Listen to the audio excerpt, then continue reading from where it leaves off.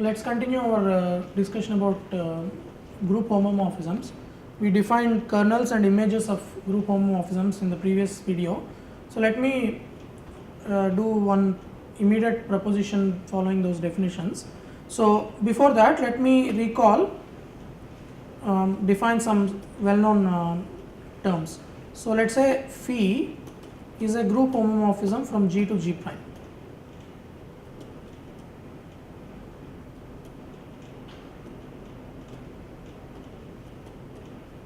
So let's say phi is a group homomorphism from G to G prime.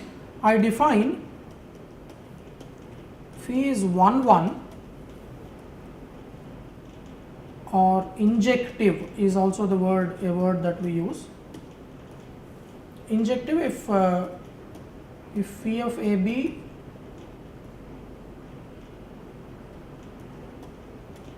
equals phi of B implies A equal to. Okay, so this is one way of writing this. Equivalently,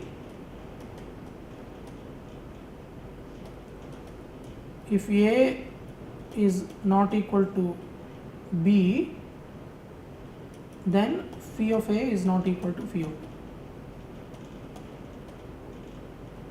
Okay, so this is actually nothing to do with a group homomorphism. This is a purely set theoretic notion. So its injective means two distinct elements map to two distinct elements. Similarly, phi is onto or another word for this is surjective if image phi, my notation was small im. Okay, so this is also a purely set theoretic notion. Image of the map is all of G prime. Okay, so this is very simple, but the proposition I want to do before continuing today is that phi is 1 1 if and only if kernel of phi is just the identity element of the group. So remember, kernel is the set of elements of the group G which map to the identity element of group G prime. So 1 1ness can be captured purely by looking at kernel of this. So what is the proof of this? So suppose, so we have to prove two directions, right? Phi is 1 1 if and only if kernel phi is EG. So let's suppose phi is 1 1, let's prove that kernel phi is EG, and on the other hand, let's suppose kernel phi is EG and prove that phi is 1 1. So suppose first that phi is 1 1 and let A be in kernel of phi. Then by definition phi of A is EG, right? Kernel of phi is by definition elements which map to EG, but we have already seen that phi of EG is same as, sorry, phi of EG prime, right? Phi of, it is identity element of G prime. A being in the kernel means A maps to EG prime, but EG also maps to EG prime. That's a property of group homomorphism. But now phi is 1 1 and phi of A is equal to phi of EG, so A equals EG, right? So if A is in the kernel, A must be EG. Certainly EG is in the kernel, that's always true, because kernel phi is a subgroup, it contains identity element, or more directly, identity element of the group maps to the identity element of the group G prime, so kernel phi contains EG. And if anything else is contained in EG, sorry, if anything else is contained in kernel phi, it is equal to EG. So kernel phi is simply EG. So that we have shown. So if phi is 1 1, then kernel of phi is EG. So the next direction, this is the easy direction. So suppose that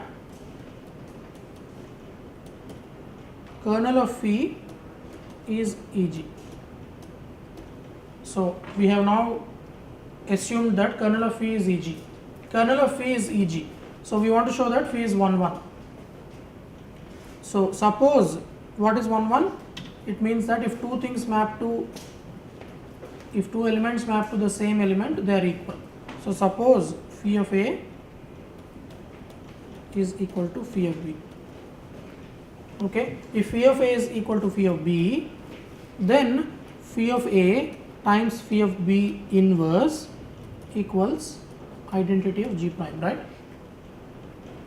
Because phi of A, I'm simply multiplying by phi B whole inverse. So this is happening in G prime. If phi of A times equals phi of B, phi of A times phi of B inverse is EG prime. But phi of B inverse, remember, by the property of a group homomorphism that we have studied earlier, phi of B inverse is nothing but phi of B inverse. Right? Phi of B whole inverse, when I write it like this, I mean phi of B inverse. That is same as phi of B inverse. But again, using the property of a group homomorphism, this is just phi of AB inverse. Right? Phi of A times phi of AB inverse, is phi of AB inverse. And this is phi of, okay, so now phi of AB inverse is in EG prime. That means AB inverse is in kernel phi. The definition of kernel phi is that it consists of those elements which map to the identity element of G prime. So AB inverse is in kernel phi. But note that kernel phi is precisely EG. We have only one element in kernel phi. So that means AB inverse is EG. Because EG is the only element in kernel phi, so AB inverse must be in EG. But that means A equal to B, because we can multiply by B in B. So AB inverse is EG means A equals B. So we have started with phi of A equals phi of B and concluded that A equal to B. That means, so phi is 1. Okay, so checking if a group homomorphism is injective or not, in general you have to check that no two distinct elements go to distinct elements, but the advantage with a group homomorphism is that all you need to check is the kernel. If kernel consists only of the identity element, it's automatically a 1-1 group homomorphism. Okay, so a group homomorphism is 1-1 precisely if kernel is the identity, kernel is just the identity element. Now a very important definition.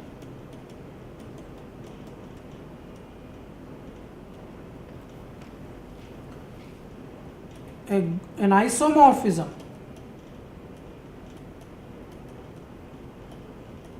of groups is a group homomorphism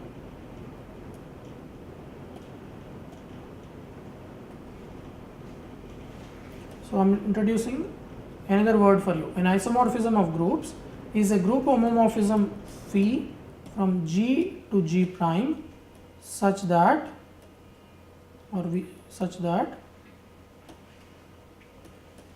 phi is 1-1 and onto. So a group homomorphism which is simultaneously 1-1 and onto is a group isomorphism. Okay, so an immediate so isomorphism of groups is a very, very important concept of groups. It says that two groups are isomorphic when they are essentially same. If the two groups are isomorphic, we will consider them as same groups. As far as group theoretic properties are concerned, there is no difference between them because they are bijective. There is a bijection between them. So this is simply saying that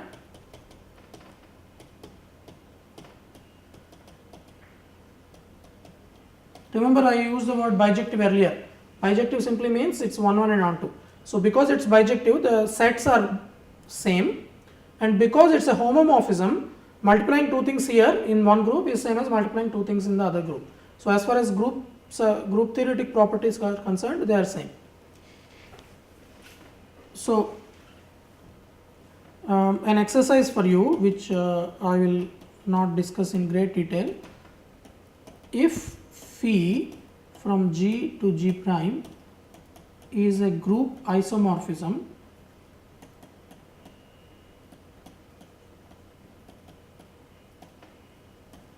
then the map phi inverse. Remember that if it's a isomorphism, it's a bijective map. Phi is a bijective map. So there is a map which sends G prime to G, namely phi inverse. Just the set theoretic inverse function. So where does an element under of G prime go under phi inverse? You simply look at a pre-image. Because there is exactly one pre-image, it's a well-defined map. The map phi inverse is also a group isomorphism.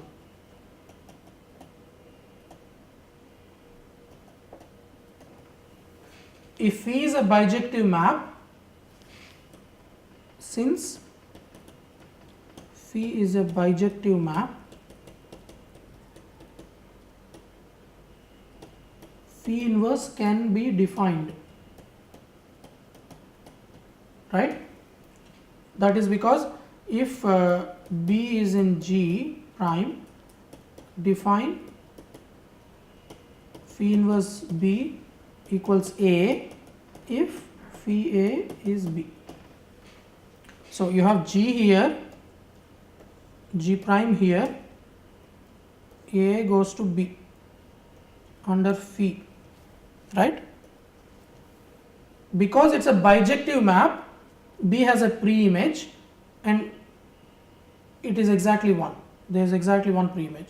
So I'll simply send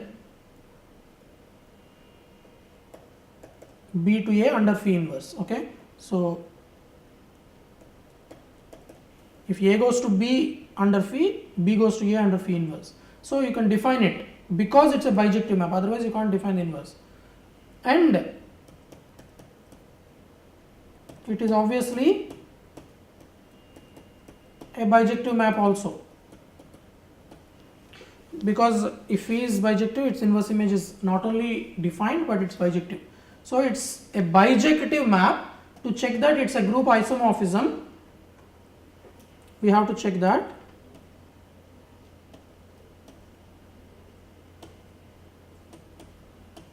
phi inverse is actually a group homomorphism.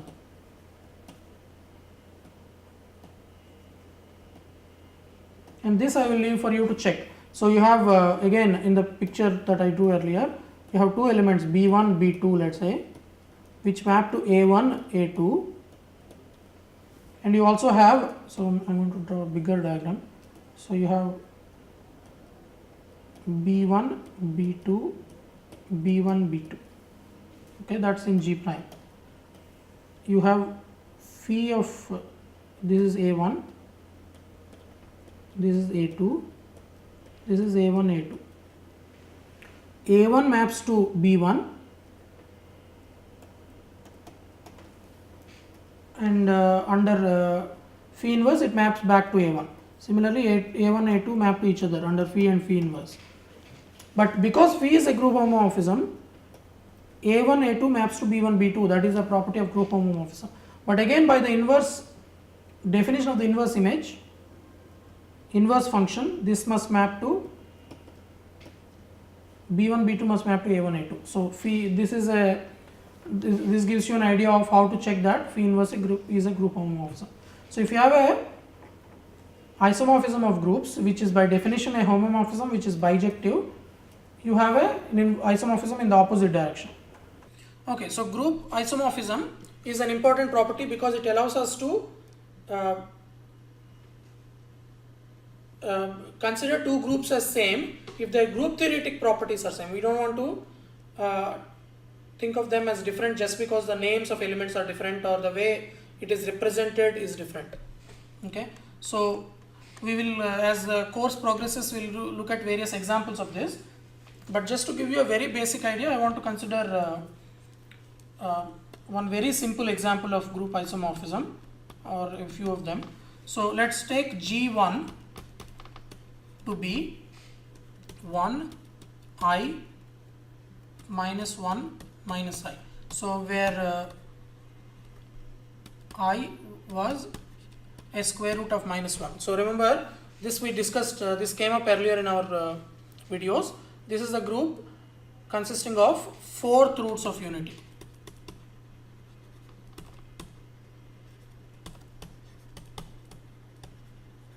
So this is a subgroup of C star.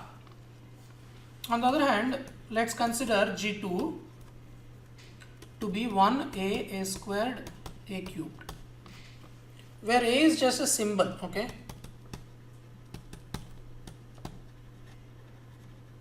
Meaning it has no further interpretation. It is just a symbol. It's not a number or a matrix or a operation or function or permutation and so on. It's just a symbol. And the property is, the property that it satisfies is, okay, so let me use E for the identity element. A to the fourth is E. So now G2 is a group. It's a group because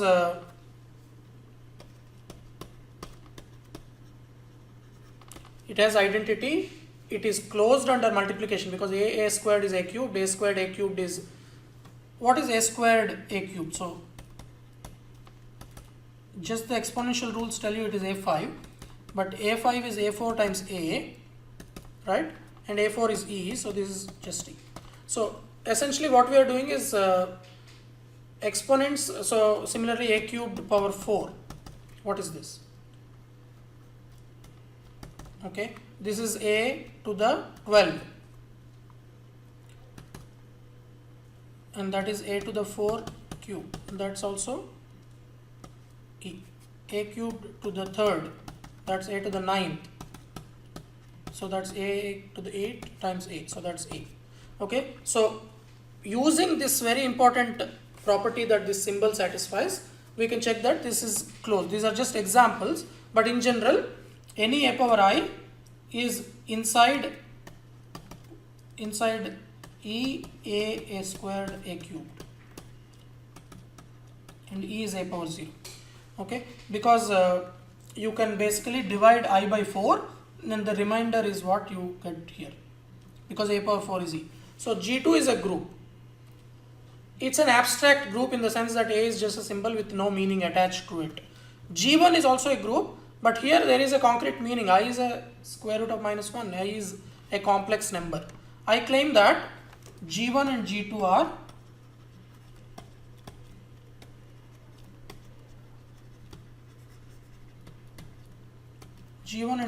isomorphic. Why is this? Let's just define a function. So remember, an isomorphism is, so when I say isomorphic, so the word isomorphic, we say, so just to, so that there is, it's clear what I mean by this. We say G1 and G2 are isomorphic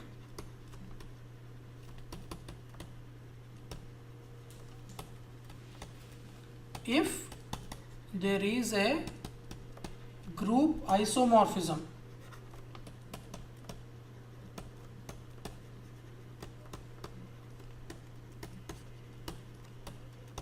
Okay, this is just notation. We say that two groups are isomorphic if there is a group isomorphism from one to the other. Okay, in this, now I come back to this example. I want to say G1 and G2 are isomorphic.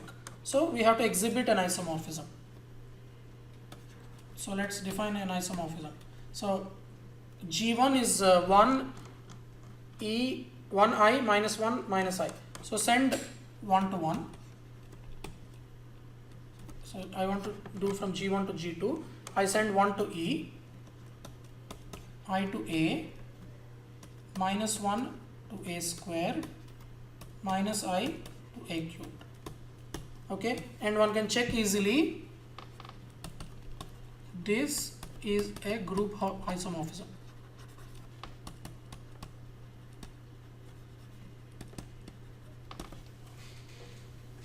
It is certainly a bijective function, right? Because 4 elements here go to 4 distinct elements here. G2 has 4 elements and everything is in the image.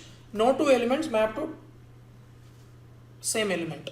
So it is a bijection.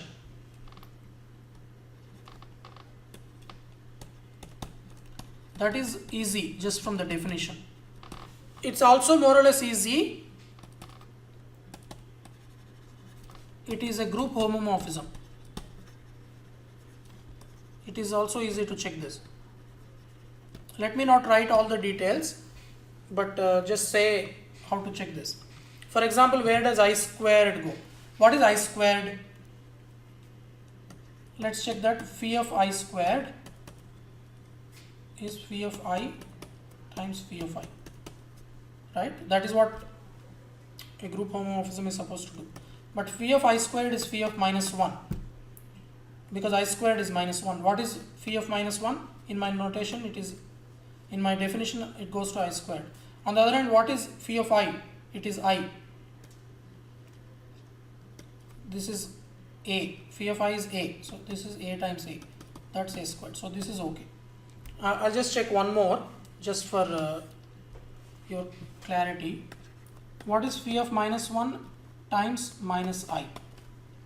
This is phi of, so I'm multiplying these two elements, minus 1 minus I. That is phi of I, right?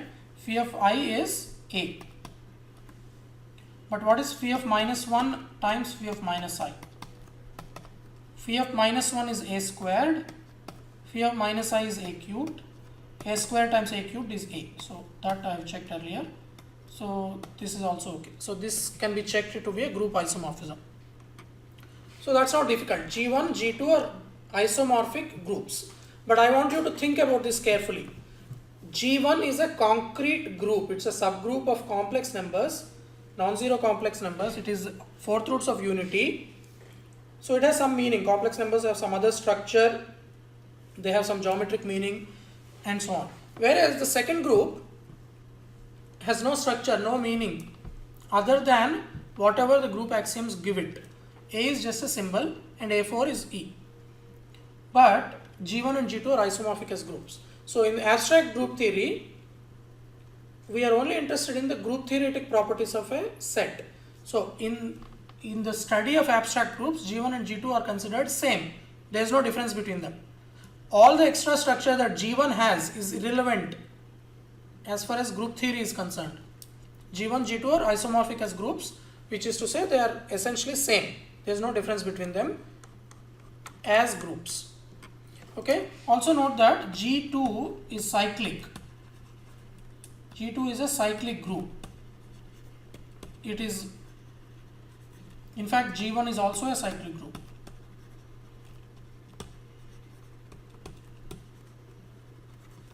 Okay, cyclic group, remember, means there is an element which generates the group. In G1's case, I generates the group. I squared is minus 1, I cubed is minus I. So G1 is cyclic. In G2, A generates it. So if G1, G2 are isomorphic and both are cyclic. So it is not surprising. There is an exercise which I will give you, and I will let you do this on your own. If G1, so now this is not G1, so let's say G and G prime are isomorphic,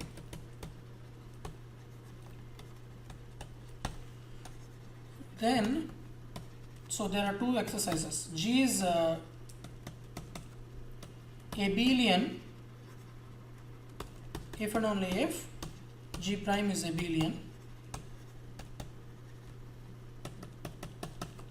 G is cyclic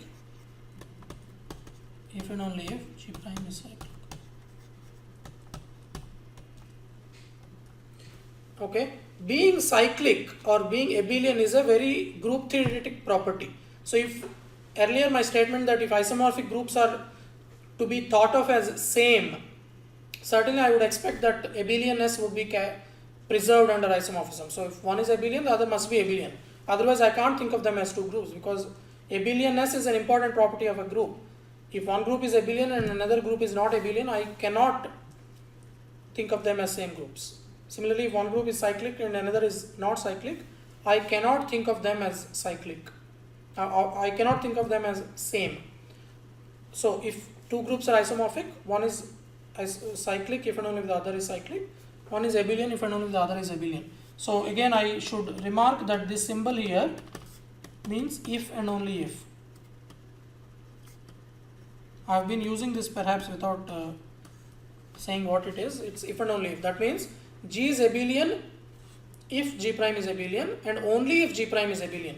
So in order to prove this, you want to show that if G is abelian, then G prime is abelian. Similarly, you want to show that if G prime is abelian, then G is abelian.